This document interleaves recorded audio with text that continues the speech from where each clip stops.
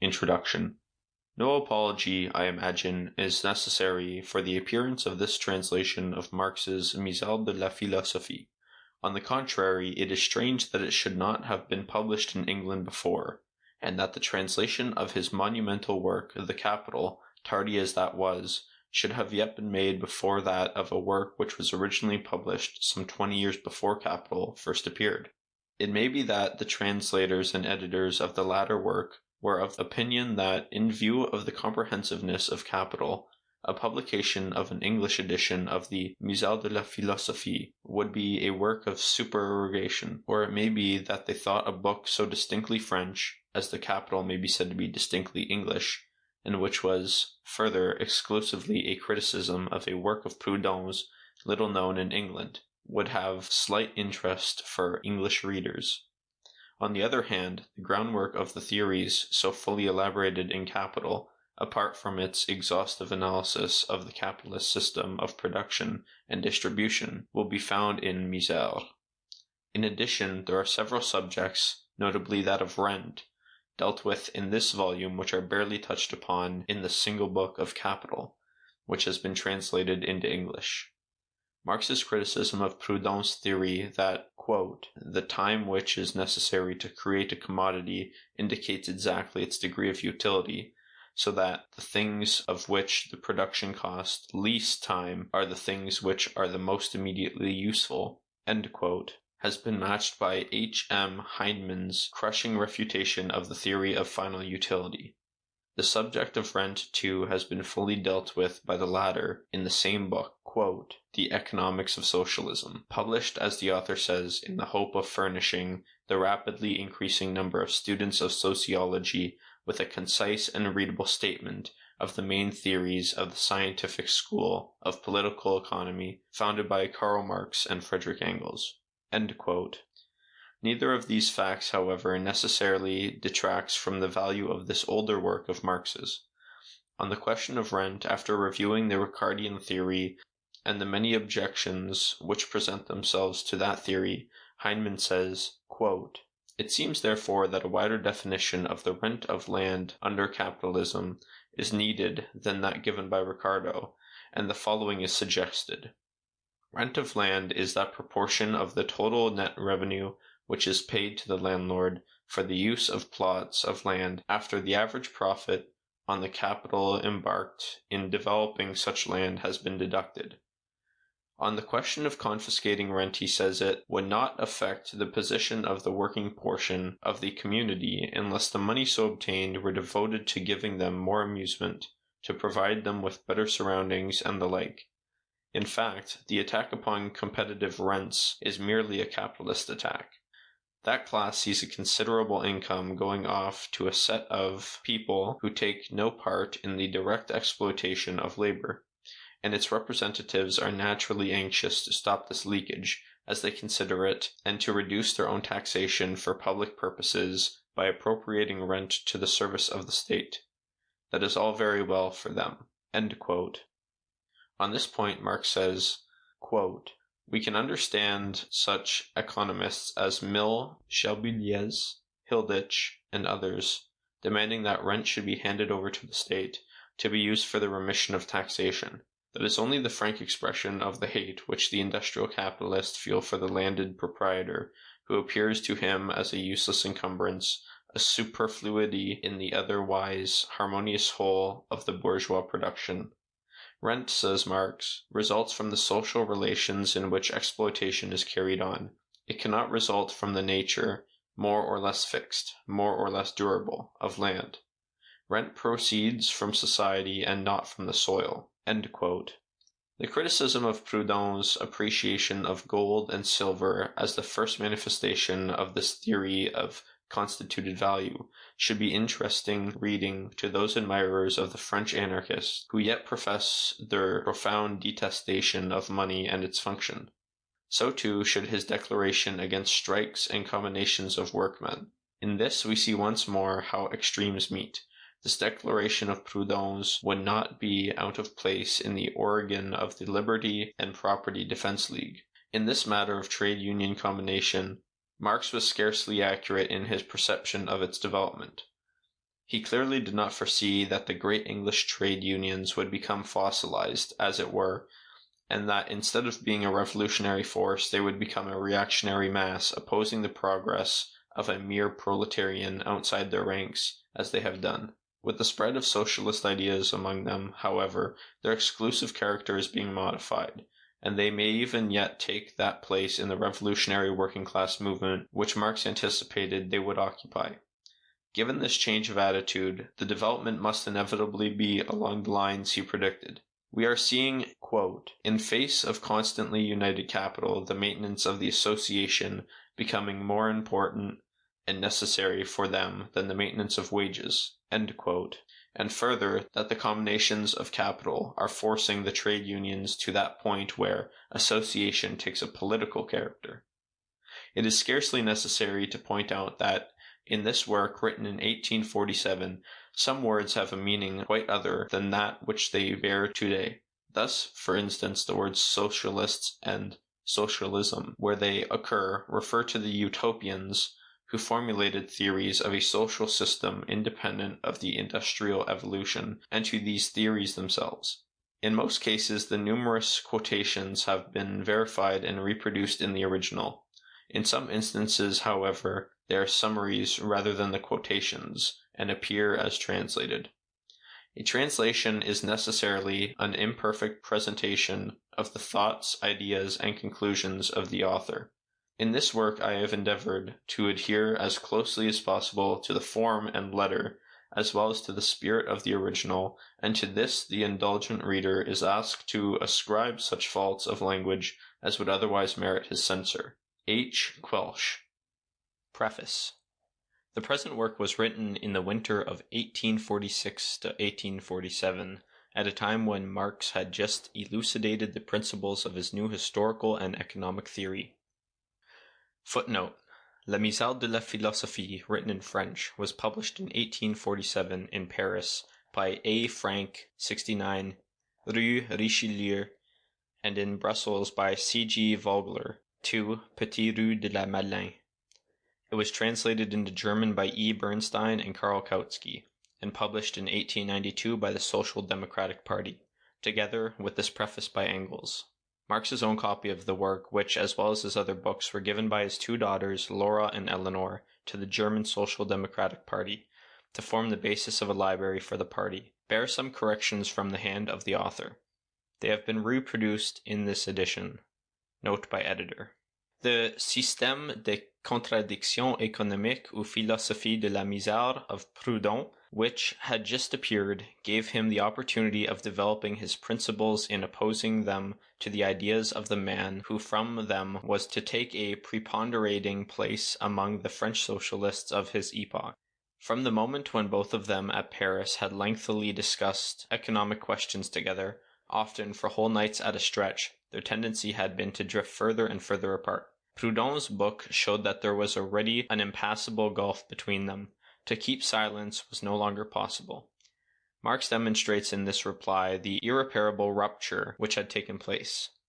The summary of Marx's judgment of Proudhon is expressed in the article reproduced as an appendix to this work, which first appeared in the Sozialdemokrat of Berlin, numbers 16, 17, and 18. It was the only article Marx ever wrote for that journal. The efforts of Herr von Schweitzer to drag the paper into governmental and feudal waters constrained us to publicly withdraw from it after a few weeks. The present work has for Germany a special importance which Marx did not foresee. How could he have known that in attacking Proudhon, he at the same time struck a blow at the idol of the Strebars, arrivists of today, Rodbertus, whose name even he did not know. This is not the place to deal at length with the relations existing between Marx and Rodbertus. I may soon have the opportunity to do it. Suffice it here to say that when Rodbertus accused Marx of having pillaged him, and of having in his capital profited much by his work, zur Erkenntnis, without making any acknowledgement, he allows himself to be guilty of a calumny, which is only to be explained by the natural ill-humor of the misunderstood genius, and his remarkable ignorance of everything occurring outside of Prussia, and notably of socialist and economic literature. These accusations never, any more than the work we have cited, came under the notice of Marx. Of Rodbertus's work, he knew nothing, except the 3 Socialen Brief, social letters, and even these certainly not before 1858 or 1859. There is much more foundation for Rodbertus's claim to have in these letters discovered the constituted value of Proudhon long before Proudhon. But he is wrong in flattering himself with the belief that he was the first to discover it.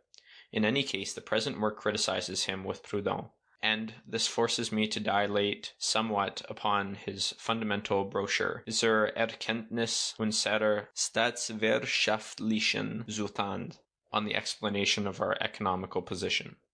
1842, at least insofar as this work of his, besides the communism of Whiteling, which it also contains, however unconsciously anticipates Proudhon.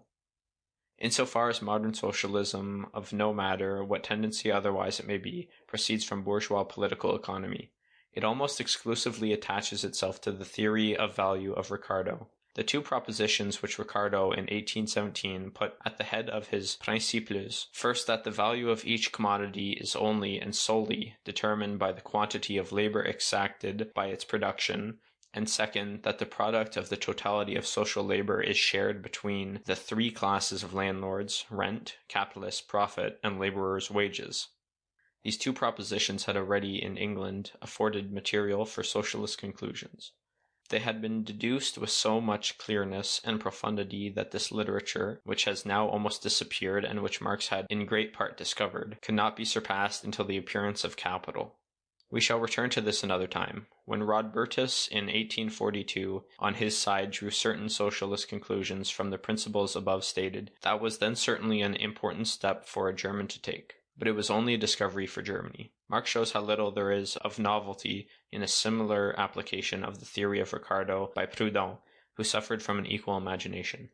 Quote, "Whoever is, no matter how little, acquainted with the movement of political economy in England, cannot but know that nearly all the socialists of that country have at different times proposed the equalitarian, that is to say socialist, application of the Ricardian theory." End quote. We might cite to Mr. Proudhon the Political Economy of Hopkins, 1822, William Thomson, An Inquiry into the Principles of the Distribution of Wealth Most Conducive to Human Happiness, 1827, T.R. Edmonds, Practical Moral and Political Economy, 1828, etc., etc. And we might add pages of etc. We will content ourselves with hearing an English communist Bray in his remarkable work Labour's Wrongs and Labour's Remedy, Leeds, 1839. And these quotations from Bray alone settle, for the most part, the claim to propriety set up by Rodbertus. At the time Marx had not entered the reading room of the British Museum. Beyond the libraries, besides my books and my extracts, which he read during a journey of 6 weeks which we made together in England in the summer of 1845, he had perused only the books which one could procure at Manchester. The literature of which we have spoken was then not as inaccessible as it may be at the present time. If, in spite of that, it was unknown to Rodbertus, that is entirely due to the fact that he was an exclusive Prussian. He is the veritable founder of the specifically Prussian socialism, and he is at last recognized as such. However, even in his beloved Prussia, Rodbertus could not remain in absolute ignorance of the work of others. In 1859 there appeared at Berlin the first book of the Critique de l'économie politique by Marx. There we find, among the objections raised by the economist against Ricardo, a second objection, page 40, quote, "If the value of exchange of a product is equal to the labor time which it contains, the value in exchange of a day of labor is equal to its product, or, indeed, wages must be equal to the product of the labor. But it is the contrary which is true." End quote. In a note, quote, "This objection raised against Ricardo from the side of the economists has been raised again later by the socialists, the theoretical exactitude of the formula being admitted. The practice is accused of being in contradiction to the theory, and bourgeois society was invented to draw practically the conclusions implied by the theory. Some English socialists have, at least in this sense, turned the formula of the exchange value of Ricardo against political economy." End quote. We are referred in this note to the Misal de la Philosophie of Marx, which was then in all the libraries. It was, then, sufficiently easy for Rodbertus to convince himself, of the real novelty of his discoveries of 1842. Instead of that, he has not ceased to proclaim then, and to believe them to be so incomparable that he has never once been able to suppose that Marx all alone could have drawn from Ricardo the same conclusions as Rodbertus himself had done. That was impossible. Marx had pillaged him to whom the same Marx had offered every facility for convincing himself that long before either of them these conclusions, at least in the gross form that they still possessed with Rodbertus, had already been expressed in England. The most simple socialist application of the theory of Ricardo is that which we have given above. In many cases it has led to perceptions on the origin and the nature of surplus value, which has gone far beyond Ricardo. The same may not be said with regard to Rodbertus. Not only does he, in this order of ideas, never present anything which has not already been at least as well said before, but his expositions also possess all the defects of those of his predecessors. He accepts the economic categories of labor, capital, value, in the crude form in which they had been transmitted to him by the economists, under their assumed form, without seeking their content. He thus not only closes to himself all means of developing himself more completely, contrary to Marx, who, for the first time, had made something of these propositions so often reproduced during the past 64 years, but he takes the road which leads straight to Utopia, as we will show. The above application of the theory of Ricardo, which shows to the workers that the totality of social production, which is their product, belongs to them because they are the only real producers, leads direct to communism. But it is also, as Marx shows, false in form, economically speaking, because it is simply an application of morality to economy. According to the laws of bourgeois economy, the greater part of the product does not belong to the workers who have created it. If then we say that is unjust, it ought not to be. That has nothing whatever to do with economy.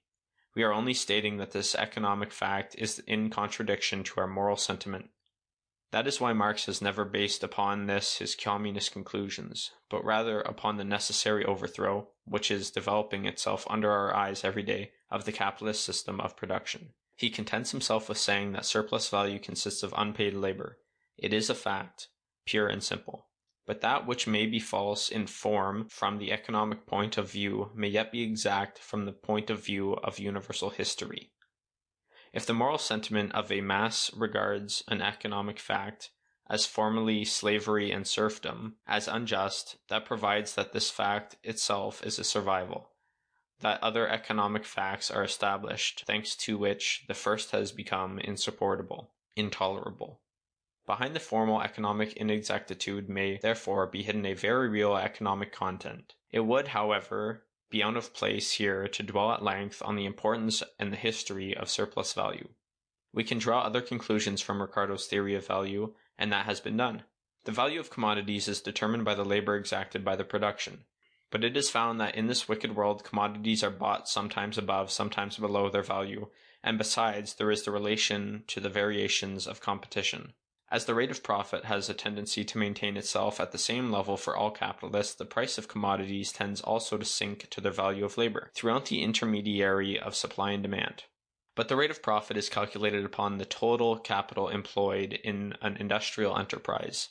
On the other hand, in two different branches of industry, the annual production may incorporate equal masses of labor, that is to say, present equal values. Well, if the wages are not at an equal level in these two branches, the capital advance can be, and often is, doubled or trebled in one of the other branches. Ricardo's law of value, as Ricardo himself has already discovered, is in contradiction to the law of the equality of the rate of profit. If the products of the two branches are sold at their value, the aggregates of profit cannot be equal. But if the rates of profit are equal, the products of the two branches are not sold at their value everywhere and always. We have then here a contradiction, an antagonism between two economic laws. The practical solution operates, according to Ricardo, chapter I, section 4 and 5, regularly in favor of the rate of profit at the expense of the value. But Ricardo's definition of value, in spite of its evil characteristics, has a phase which renders it dear to our good bourgeoisie. That is the side on which it appeals with irresistible force to their sense of justice and equality of rights. Those are the twin pillars upon which the bourgeoisie of the 18th and 19th century would raise their social edifice above the ruins of injustice, of feudal inequalities and privileges. The determination of the value of commodities by labor, and the free exchange which arises according to this measure of value between the possessors of equal rights, such are, as Marx has already shown, the real foundations upon which all the political, juridical, and philosophical ideology of the modern bourgeoisie is erected. When one knows that labor is the measure of commodities, the good sentiments of the worthy bourgeoisie must feel deeply wounded by the wickedness of the world, which, indeed, nominally recognizes this principle of justice, but which every moment, without compunction, actually appears to set it on one side. Above all, the little man, whose honest labor, even when it is only that of his workmen or of his apprentices, loses every day more and more of its value through the competition of the great industry and of machinery. Above all, the small producer must ardently desire a society in which the exchange of products according to their labor value would be a complete and invariable reality. In other terms, he must ardently desire a society in which a single law of production and commodities reigns fully and exclusively, but in which the conditions which alone render this law effective, that is to say, the other laws of production of commodities, or better, of capitalist production, were entirely suppressed. This utopia has struck in its roots deep and wide in the thought of the modern middle class, real or ideal. This is demonstrated by the fact that already in 1831 it had been systematically developed by John Gray, that at this period it had been practically tried, theoretically expounded, in England, proclaimed as the most recent truth in 1842 by Rodbertus in Germany, and in 1846 by Proudhon in France, and again published by Rodbertus as the solution of the social question, and, so to speak, his social testament in 1871, and in 1884 it receives the adhesion of the sequel evolved under the name of Rodbertus to exploit Prussian state socialism.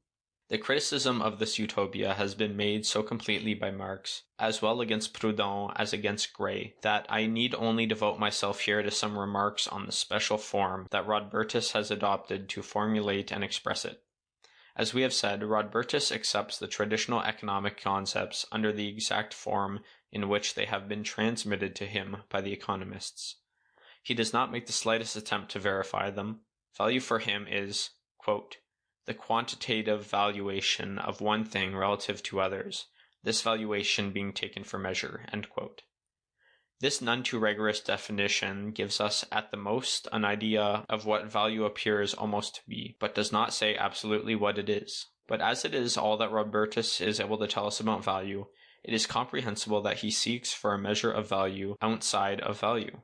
After having at random, and without method, twisted use value and exchange value about under 100 aspects with the power of abstraction so infinitely admired by M. Adolf Wagner, he arrives at this result, that there is no real measure of value, and that it is necessary to be content with a supererogatory measure. Labor may be such measure, but only in the case of an exchange between products and equal quantities of labor.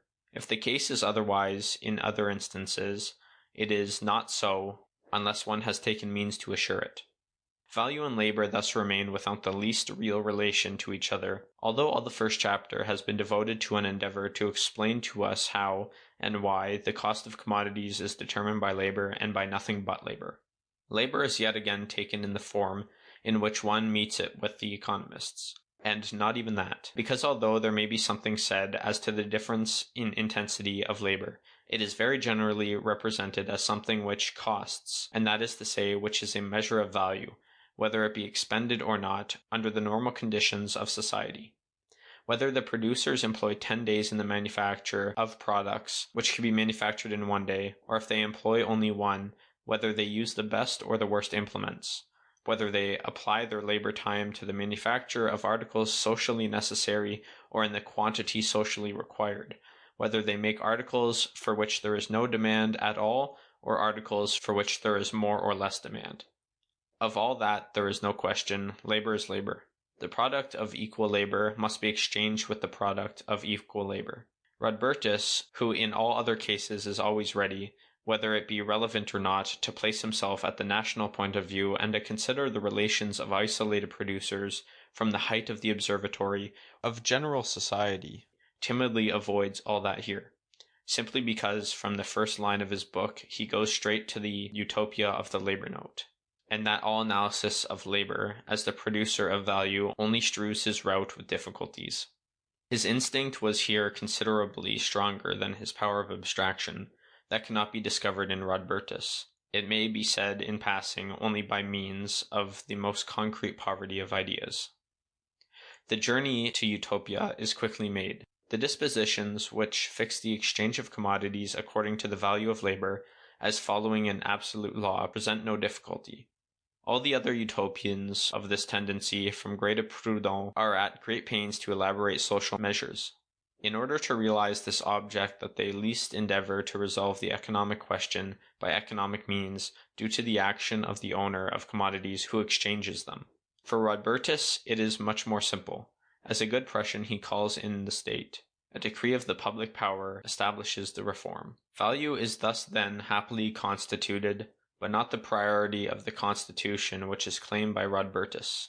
On the contrary, Gray, as well as Bray, among many others, have often expressed the same idea.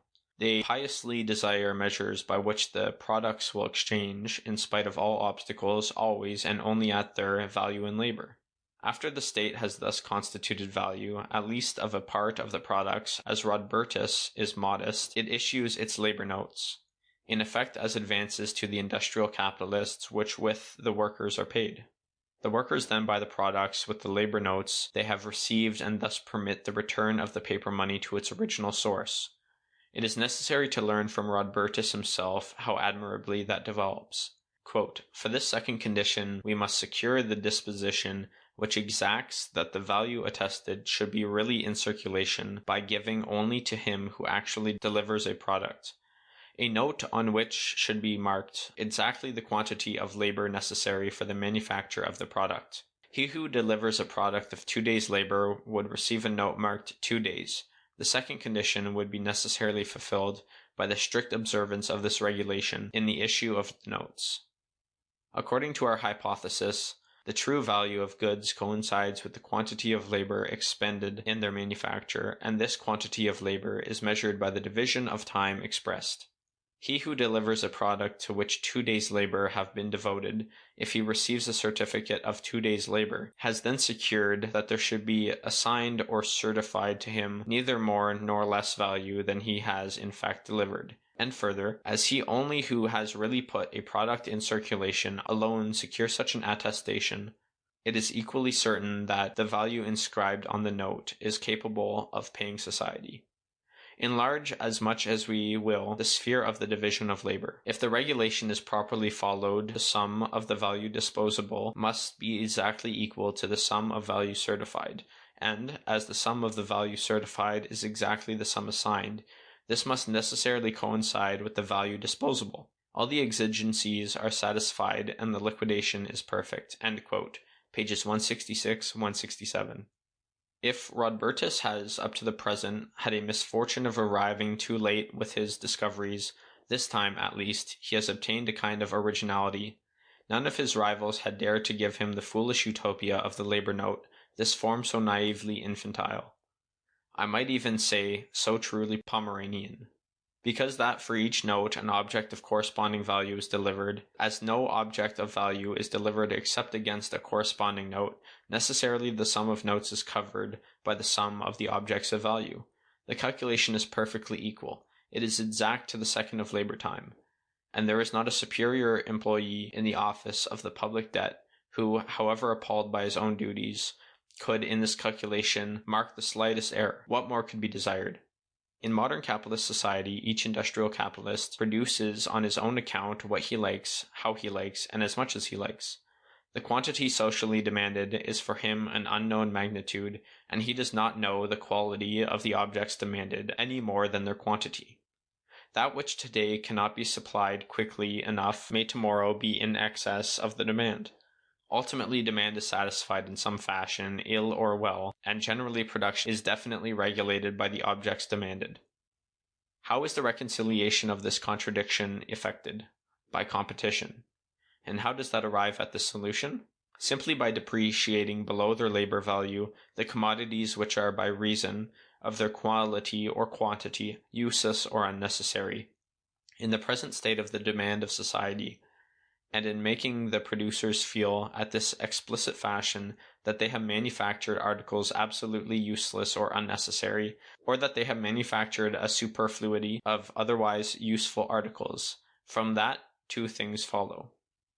First, the continual deviation of the price of commodities in relation to the value of commodities is the necessary condition by which alone the value of commodities can exist. It is only by fluctuations of competition and, following that, of the price of commodities, that the law of value realizes itself in the production of commodities, and that the determination of value by the labor time socially necessary becomes a reality. That the form of representation of value, price, has, in general, a quite other aspect than the value which it manifests, is a lot which it shares with the greater part of social relations.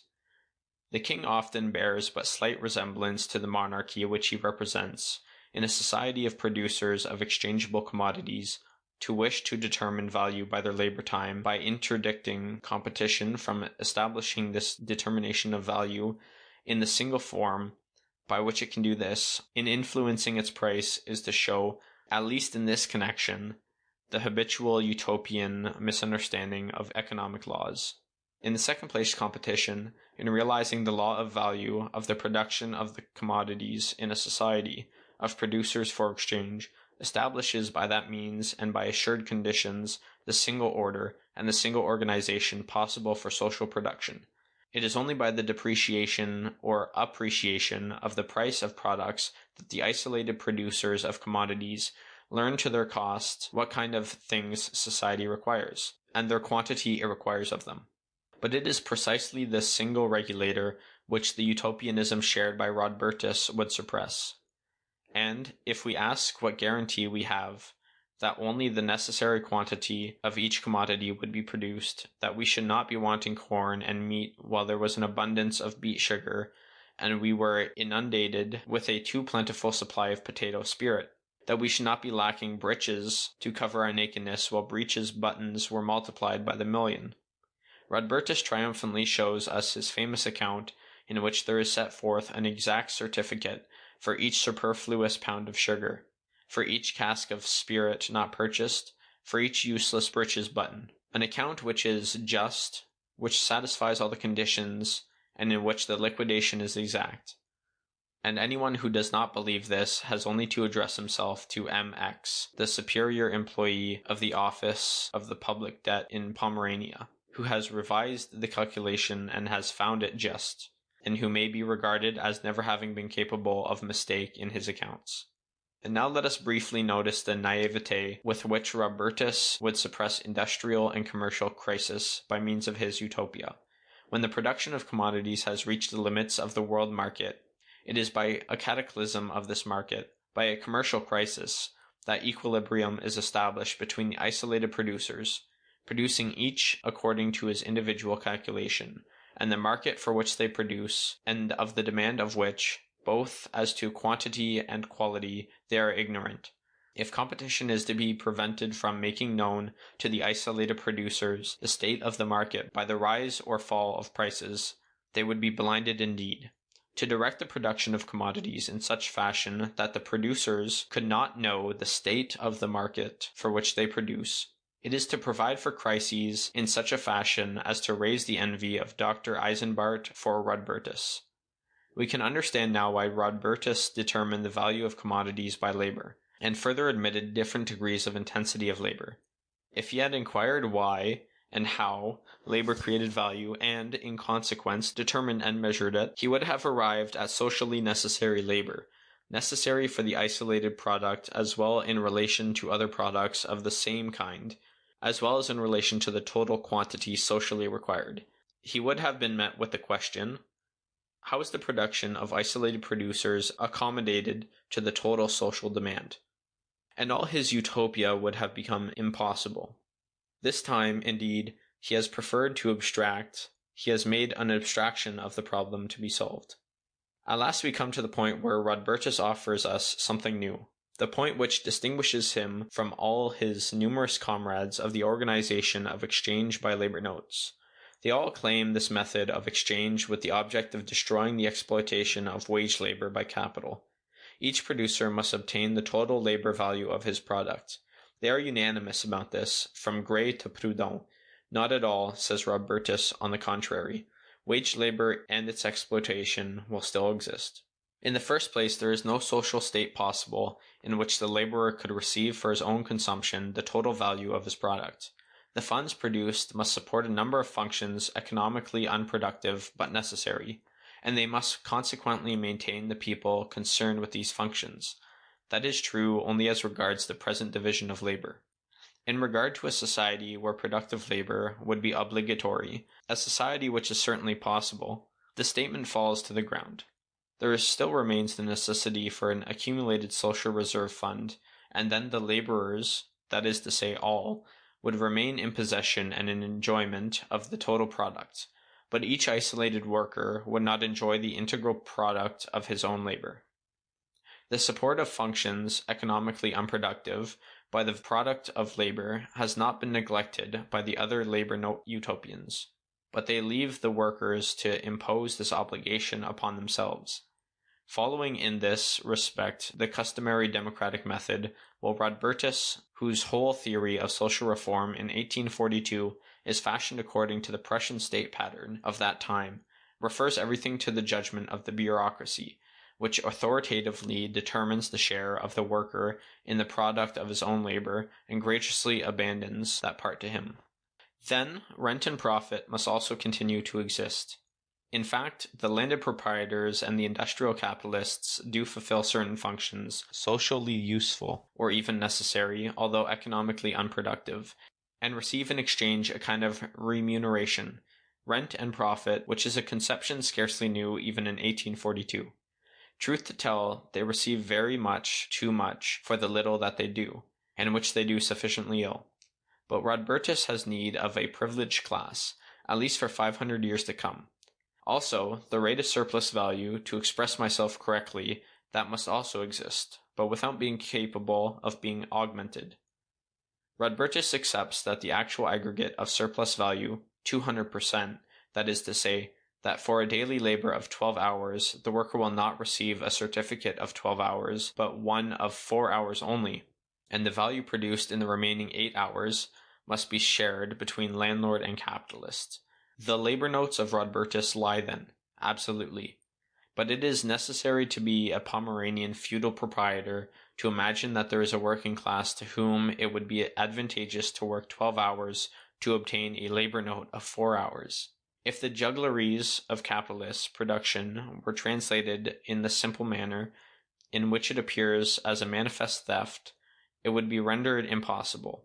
Each labor note given to the worker would be a direct provocation to rebellion, and would fall within the scope of Section 110 of the Penal Code of the German Empire. It is necessary never to have seen any other proletariat than that of a Pomeranian feudal estate, a proletariat of day laborers, almost serfs, in fact, where the baton and the whip reign supreme, and where all of the pretty girls of the village belong to the harem of their gracious seigneur, to be able to offer such impertinences to the workers. But our conservatives are our greatest revolutionists.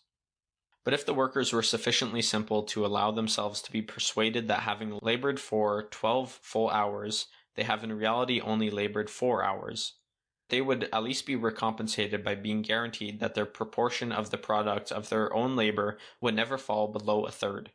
That is, in reality, to play the air of the society of the future on a child's trumpet. That is really not worth spending another word upon. Consequently, all that Rodbertus offers that is new in his utopia of labor notes is childish, and far inferior to the labor of his numerous rivals, whether they have preceded or followed him. For the epoch in which appeared Rodbertus's Zur Erkenntnis, etc., was certainly an important book. To pursue the theory of Ricardo in this direction was a promising beginning.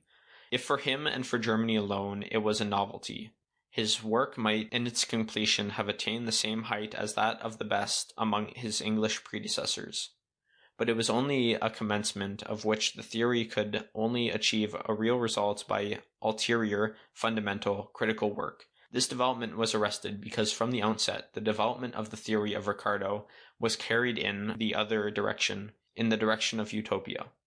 From then it lost the essential of all criticism, independence. Radbertus worked then with a preconceived end. He became an economist with a settled tendency.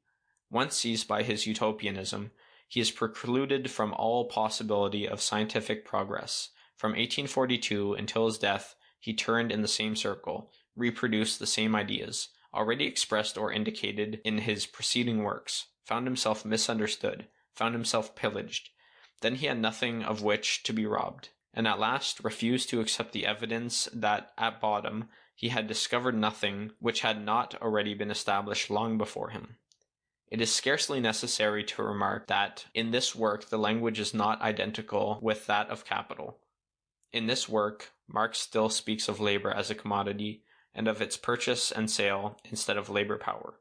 As appendices, we have added to this work, first, a passage from Marx's work Critique de l'économie politique, Berlin 1859, with reference to the labor notes Utopia of John Gray, and second, the discourse of Marx on free trade, delivered in French at Brussels in 1847, which belongs to the same period of the author's development as the Misère. Frederick Engels, London, October 23, 1884. Author's Preface. Mr. Proudhon has the misfortune of being singularly misunderstood in Europe. In France he has the right to be a bad economist, because he has passed for a good German philosopher. In Germany he has the right to be a bad philosopher, because he passes for one of the greatest of the French economists. We, as both German and economist at the same time, wish to protest against this double error. The reader will understand that in this ungrateful task it has been often necessary for us to leave the criticism of Mr. Proudhon in order to turn to that of German philosophy, and to set forth from time to time some views on political economy. Karl Marx, Brussels, June 15, 1847. The work of Mr. Proudhon is not simply a treatise on political economy, an ordinary book. It is a Bible. Mysteries, secrets dragged from the bosom of God, revelations, nothing is wanting. But as, in our days, the prophets are discussed more conscientiously than the profane authors, the reader must resign himself to pass with us by the arid and gloomy erudition of Genesis, in order to rise later, with Mr. Proudhon, into the ethereal and fruitful regions of supra-socialism. See Proudhon's Philosophie de la Misère, Prologue, page I, line 20. End of author's preface. Chapter 1. A Scientific Discovery. Section 1. Opposition of utility value to exchange value. Quote, the capacity possessed by all products, natural or industrial, to serve the subsistence of man is specially described as utility value. The capacity they have of being given in exchange for each other as exchange value. How does utility value become exchange value? The generation of the idea of value in exchange has not been noted by the economists with sufficient care. It is important for us to halt here, since, among the objects of which I have need, many are found in nature only in very small quantities, or, in some cases, not at all.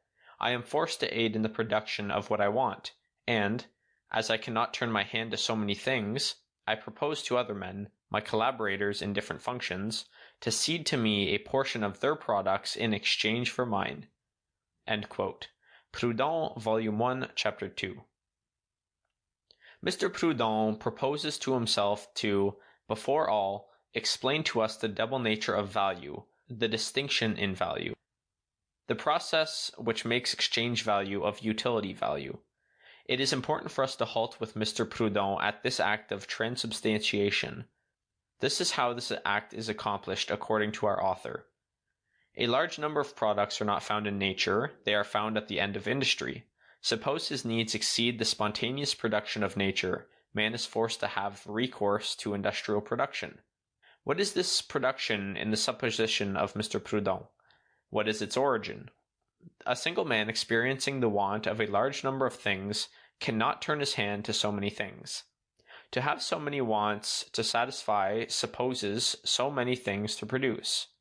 There are no products without production. To have so many things to produce presupposes more than the hand of a single man already assisting in production. But from the moment that you suppose more than one hand assisting in production, you have already supposed a whole system of production based on the subdivision of labor. Thus the need, such as Mr. Proudhon supposes it, itself presupposes the whole subdivision of labor. In supposing the subdivision of labor, you have exchange, and consequently exchange value. It would have been just as well to have supposed exchange value in the first place. But Mr. Proudhon prefers to make the circuit. Let us follow him in all his detours, to always return to the point of departure, to leave the state of things in which each produces solitarily, and to arrive at exchange.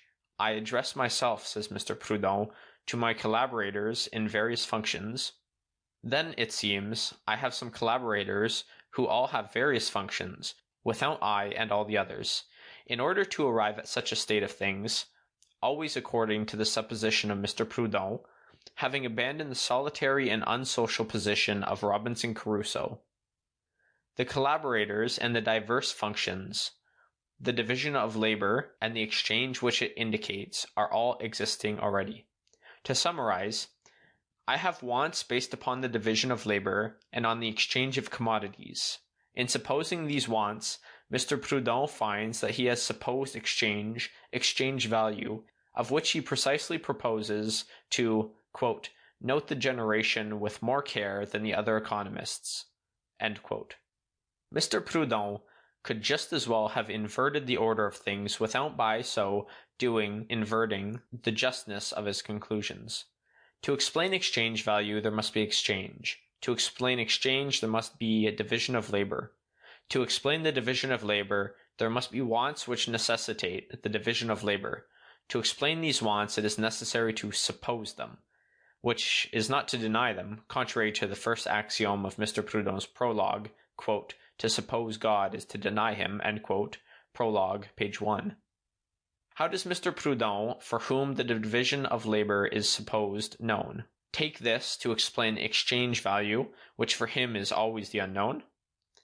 Quote, a man sets out to propose to other men, his collaborators, in various functions, to establish exchange and to make a distinction between use value and exchange value. In accepting this proposed distinction, the collaborators have left to Mr. Proudhon no other care than to take account of the fact, to mark, to note in his treatise of political economy the generation of the idea of value. But he owes it to us always to explain the generation of this proposition, to tell us, finally, how this single, solitary man, this Robinson Crusoe, has had suddenly the idea of making to his collaborators a proposition of this kind, and how his collaborators have been led to accept it without any protest whatever. Mr. Proudhon does not enter into these genealogical details. He simply gives the fact of exchange a kind of historical cachet in presenting it under the form of a motion, which a third party has made, tending to establish exchange. That is a sample of the historical and descriptive method of Mr. Proudhon, who professes a superb disdain for the historical and descriptive method of Adam Smith and Ricardo. Exchange has its own history. It has passed through different phases. There was a time, as in the Middle Ages, when only the superfluity, the excess of production over consumption, was exchanged. There was, again, a time when not only the superfluity, but all the products, the whole of industrial existence, entered into commerce, in which the whole production depended entirely upon exchange. How are we to explain this second phase of exchange? Saleable value at its second power. Mr. Proudhon would be prepared with an answer. Admit that a man has proposed to other men, his collaborators in various functions, to raise saleable value to its second power. Lastly, there comes a time when all that men have regarded as inalienable becomes objects of exchange, of traffic, and can be disposed of. It is the time in which even the things which until then had been communicated, but never exchanged, given, but never sold, acquired, but never bought, virtue, love, opinion, science, conscience, etc., where all at last enter into commerce. It is the period of general corruption, of universal venality, or, to speak in terms of political economy, the time when everything moral or physical, having become a saleable commodity, is conveyed to the market to be appraised at its proper value. How can we explain this new and last phase of exchange, saleable value at its third power? Mr. Proudhon would have an answer already. Put it that a person has proposed to some other person, his collaborators in various functions, to make of virtue, love, etc. a saleable value, to raise exchange value to its third and last power. We thus see that the historical and descriptive method of Mr. Proudhon suffices for everything. It answers to everything, it explains everything. If it is above all a question of explaining historically the generation of an economic idea, he supposes a man who proposes to other men, his collaborators in various functions, that they should accomplish the act of generation, and all is said. Henceforth we accept the generation of exchange value as an accomplished fact. It only remains now to explain the relation of exchange value to utility value. Listen to Mr. Proudhon. Quote, "The economists have very well explained the double character of value, but what they have not set out with equal clearness is its contradictory nature. It is here that our criticism begins. It is a small matter to have signalized in utility value and exchange value this astonishing contrast, in which the economists are accustomed to see nothing but the most simple matter. It is necessary to show that this pretended simplicity hides a profound mystery which it is our duty to penetrate. In technical terms, use value and exchange value are in inverse ratio the one to the other." End quote. If we have grasped Mr. Proudhon's idea, here are the 4 points he proposes to establish. 1. Utility value and exchange value form an astonishing contrast. They are in opposition to each other. 2. Utility value and exchange value are in inverse ratio the one to the other, in contradiction. 3. The economists have neither seen nor known either the opposition or the contradiction. 4. The criticism of Mr. Proudhon begins at the end. We will commence at the end. And, in order to clear the economists from the accusation of Mr. Proudhon, we will hear what 2 economists of some importance have to say. Sismondi, quote, "It is the opposition between value in use and exchange value to which commerce has reduced all things, etc." Etudes, Volume 2, page 162, Brussels edition. Lauderdale, quote, "In general, national wealth, utility value, diminishes in proportion as individual fortunes increase by the augmentation of saleable value. And to the extent that these are reduced by the diminution of this value, the first generally increases." End quote. Inquiries into the nature and origin of public wealth. Upon the opposition between use value and exchange value, Sismondi has based his principal theory that the diminution of the revenue is in proportion to the increase of production. Lauderdale has based his system on the theory of the inverse ratio of the 2 kinds of value, and his doctrine was so popular at the time of Ricardo that the latter could speak of it as of a thing generally known. Quote, "It is through confounding the ideas of value and wealth, or riches, that it has been asserted that by diminishing the quantity of commodities, that is to say, of the necessaries, conveniences, and enjoyments of human life, riches may be increased." End quote. Ricardo, Principles of Political Economy. We have just seen that the economists before Mr. Proudhon have signalized the profound mystery of opposition and contradiction. Let us now see how, in his turn, Mr. Proudhon explains this mystery after the economists. The exchange value of a product falls in proportion as the supply increases. In other terms, the greater the abundance of product relatively to the demand, the lower its exchange value or its price falls, and vice versa. The smaller the supply relatively to the demand, the higher the exchange value or the price of the product rises. In other terms, The greater the scarcity of the products offered relatively to the demand, the dearer they are. The exchange value of a product depends on its abundance or its scarcity, but always in relation to the demand. Suppose a most rare product, one unique of its kind, if you will. This unique product would be more than abundant if it were not wanted at all. On the other hand, suppose a product multiplied by millions, it will be always scarce so long as it does not meet the demand. That is to say, if it is in too great demand. These are mere truisms, but it is necessary to reproduce them here in order to make Mr. Proudhon's mysteries clearly understood.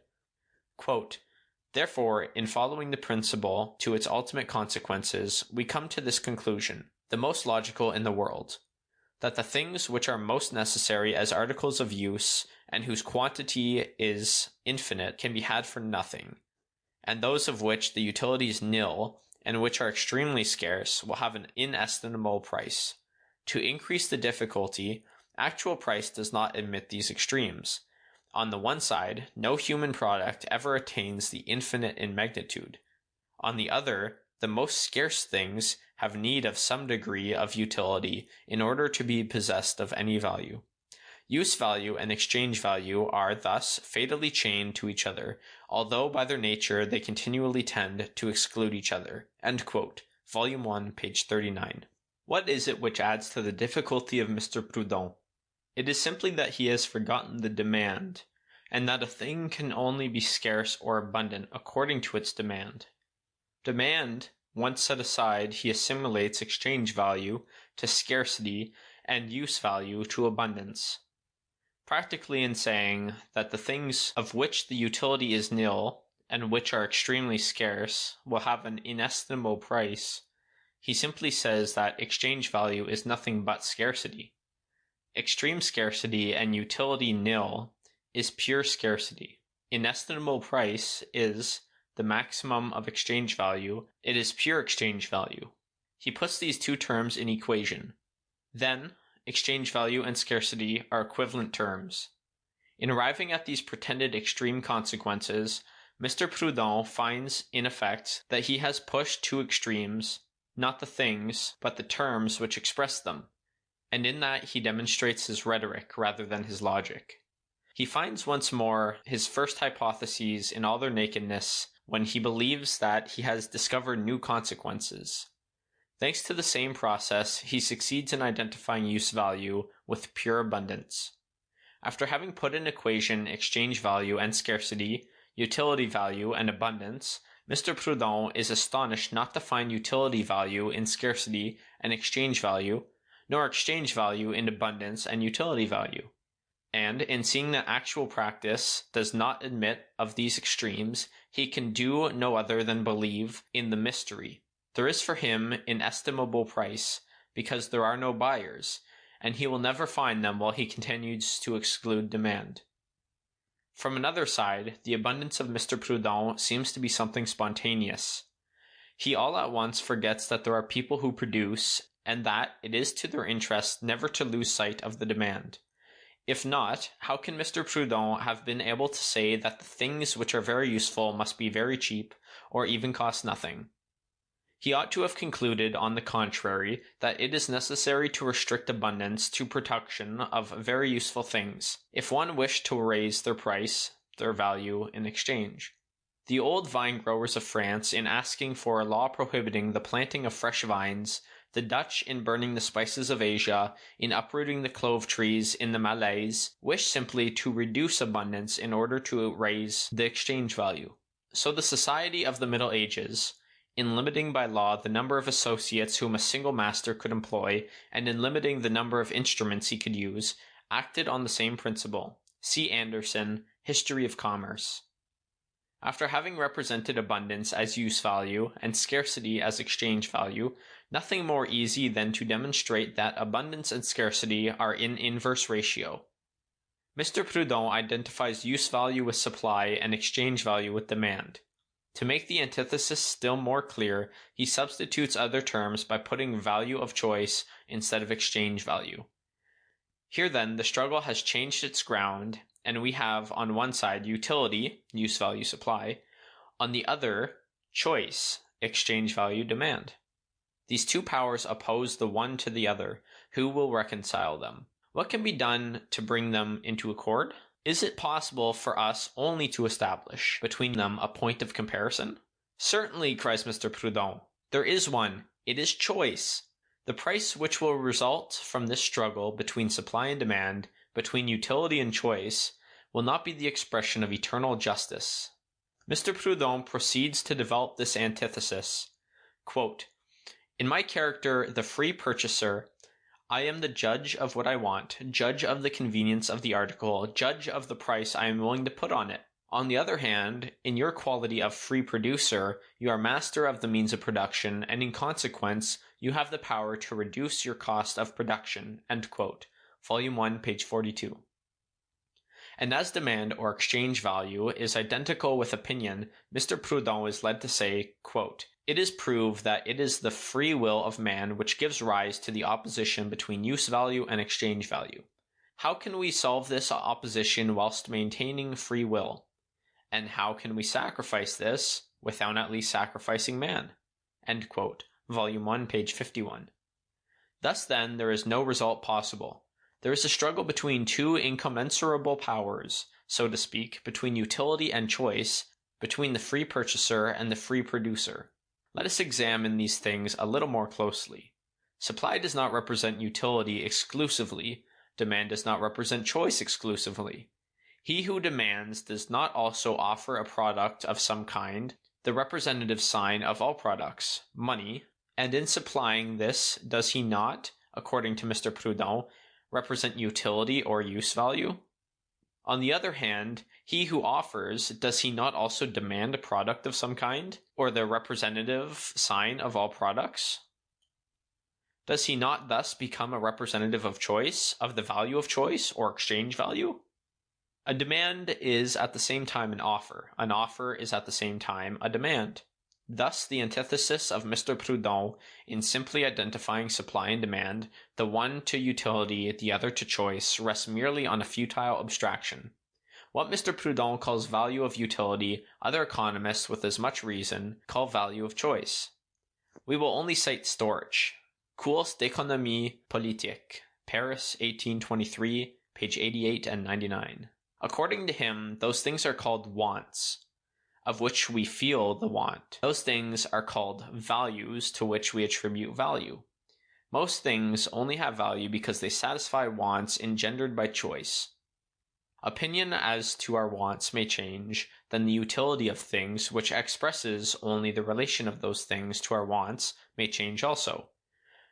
Natural wants themselves change continually. What variety there is, for instance, in the objects which serve as the staple food among different people. The struggle is not really between utility and choice. It is between the saleable value demanded by him who wishes to sell and the saleable value offered by him who makes the demand, who wishes to buy. The exchangeable value of the product is each time the result of these contradictory appreciations. In a final analysis, supply and demand bring together production and consumption, but production and consumption based upon individual exchanges. The product offered is not utility in itself. It is the consumer who verifies its utility, and even when its quality of utility is recognized, it is not exclusively utility. In the course of production, it has been exchanged against all the expenses of production, such as raw material, working people's wages, etc. All things which are saleable values. Thus, the product represents, in the eyes of the producer, a sum of saleable values. What he offers is not merely an object of utility, but, above all, a saleable value. As to demand, it can only be effective on condition that it has at its disposal some means of exchange. These means themselves are products, saleable values. In supply and demand, then, we find on one side a production which has cost some saleable values, and the desire to sell, on the other, some means which have cost some saleable values and the desire to purchase. Mr. Proudhon opposes the free purchaser to the free producer. He has given to the one and to the other some purely metaphysical qualities. This it is which makes him say, quote, "It is proved that it is the free will of man which gives rise to the opposition between use value and exchange value." End quote. The producer, from the moment that he has produced in a society based on the division of labor and the exchange of commodities, and that is the hypothesis of Mr. Proudhon, is forced to sell. Mr. Proudhon makes the producer master of the means of production, but he will agree with us that it is not upon his free will that his means of production depend. Further, these means of production consist largely of products which come to him from without, and in modern production he is not even free to produce whatever quantity he likes. The actual degree of development of productive forces obliges him to produce on such and such a scale. The consumer is not more free than the producer. His choice depends upon his means and his wants. The one and the other are determined by his social position, which itself depends upon the entire social organization. Thus the worker who buys potatoes and the kept woman who buys lace follow the one and the other their respective choices. But the diversity of their choice is explained by the difference in the positions which they occupy in the world, a difference which is the product of the social organization. Is the entire range of wants based upon choice, or upon the whole organization of production? In most cases, wants spring directly from production or from a state of things based upon production. The commerce of the world almost entirely turns upon wants arising not from individual consumption, but from production. Thus, to take another example, does not the need for notaries presuppose a given civil right, which is only an expression of a certain development of property, that is to say, production? For Mr. Proudhon, it is not sufficient to have eliminated from the relation of supply and demand the elements of which we have just spoken. He pushes abstraction to the farthest limits, in confounding all producers in a single producer, all consumers in a single consumer, and in establishing the struggle between these two chimerical personages. But in the real world, matters go otherwise. The competition between those who offer and the competition between those who demand forms a necessary element of the struggle between buyers and sellers, from which saleable value arises. After having eliminated the cost of production and competition, Mr. Proudhon can at his ease reduce to absurdity the formula of supply and demand. Quote, "Supply and demand," he says, "are nothing but two ceremonial forms serving to set before each other use value and exchange value, and to effect their reconciliation. They are the two electric poles which, when put into relation with each other, produces the phenomenon of affinity called exchange." End quote. Volume 1, page 49 and 50. This amounts to as much as saying that exchange is only a ceremonial form, to bring face to face the consumer and the object of consumption.